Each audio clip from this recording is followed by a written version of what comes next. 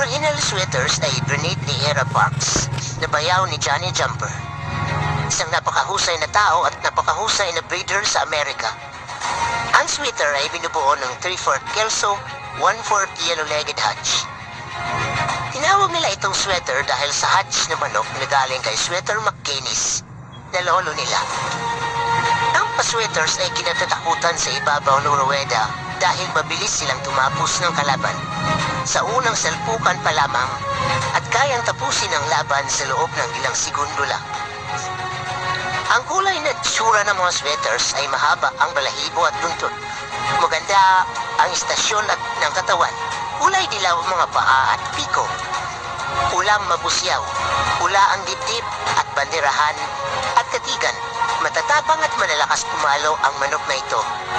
Mabilis at accurate ang palo. Largo ang palo, sidestepping at multiple shuffler. Pero may kahinaan ang mga sweaters. Hindi sila tumatagal sa laban o drag fight. Kaya maganda sila i-cross sa mga hatches or grays. May mga iba't ibang uri ng sweaters. Ito ay ang black water sweater, vertical sweater, pink fair sweater, 5K sweater, golden boy sweater, at meron na rin mga bagong ginoong sweater tulad ng raptor sweater